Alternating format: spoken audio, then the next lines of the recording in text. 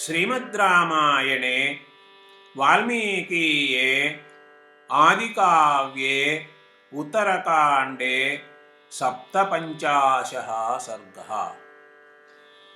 मैथिल्युत्पत्तिविवरणम्। तां श्रुत्वा दिव्यसङ्काशां कथाम् अद्भुतदर्शनां लक्ष्मणः परमप्रीतः राघवं वाक्यमब्रवीत्। निक्षिप्तदेहौ काकुत्स्था कथं तौ द्विजपार्थिवौ पुनर्देहेन संयोगं जग्मतुः देवसम्मतौ।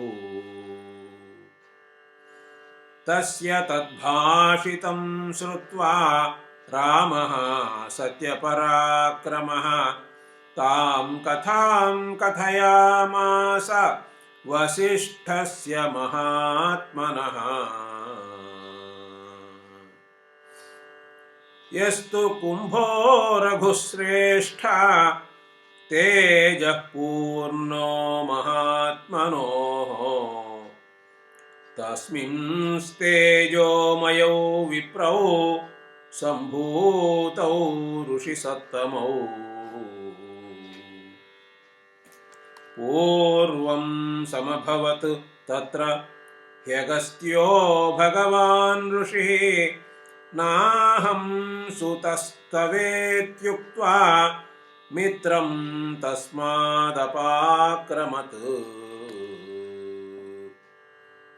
तद्धि तेजस्तु मित्रस्य पूर्वस्याः पूर्वमाहितं तस्मिन् समभवत् कुम्भे तत्तेजो यत्र वारुणम्। कस्यचित्वथ कालस्य मित्रावरुणसम्भवः वसिष्ठस्तेजसा युक्तः जग्ने चेक्ष्वाकुदैवतम्। तमिक्ष्वाकुर्महातेजाः जातमात्रम् अनिन्दितं वौरे पुरोहितं सौम्या वंशस्यास्य भवायनः। एवं त्वपूर्वदेहस्य वसिष्ठस्य महात्मनः कथितो निर्गमः सौम्य निमेः शृणु यथाभवत्। दृष्ट्वा विदेहं राजानं ऋषयः सर्व एव ते तं ततो योजयामासुः यागदीक्षां मनीषिणः। तं च देहं नरेन्द्रस्य रक्षन्ति स्म द्विजोत्तमाः गन्धैर्माल्यैश्च वस्त्रैश्च पौरभृत्य समन्विताः। ततो यज्ञे समाप्ते तु भृगुः तत्रेदमब्रवीत् आनयिष्यामि ते चेतः तुष्टोऽस्मि तव पार्थिव। सुप्रीताश्च सुराः सर्वे निमेश्चेतस्तथा ब्रुवन् वरं वरय राजर्षे क्व ते चेतो निरूप्यताम्।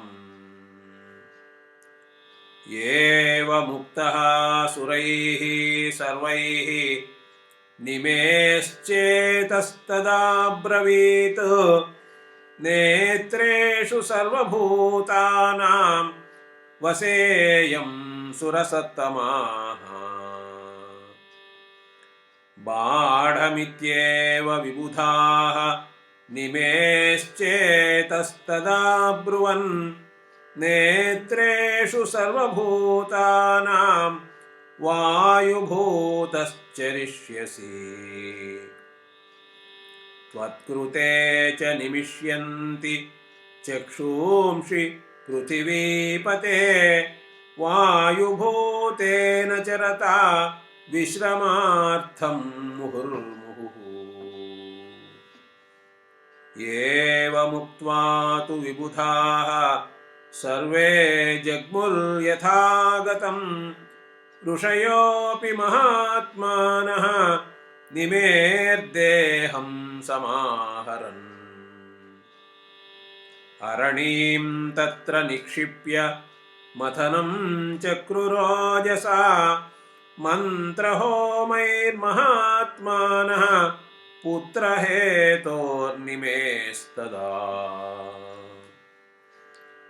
अरण्यां मथ्यमानायां प्रादुर्भूतो महातपाः मथनान्मिथिरित्याहुः जननाज्जनकोऽभवत् यस्माद्विदेहात् सम्भूतः वैदेहस्तु ततः स्मृतः एवं विदेहराजश्च जनकः पूर्वकोऽभवत् मिथिर्नाम महातेजाः तेनायं मैथिलोऽभवत् इति सर्वमशेषतो मया कथितं सम्भवकारणं तु सौम्य नृपपुङ्गवशापजं द्विजशापाच्च यदद्भुतं नृपस्य इति आर्षे श्रीमद् रामायणे वाल्मीकीये आदिकाव्ये उत्तरकाण्डे 57 सर्गः।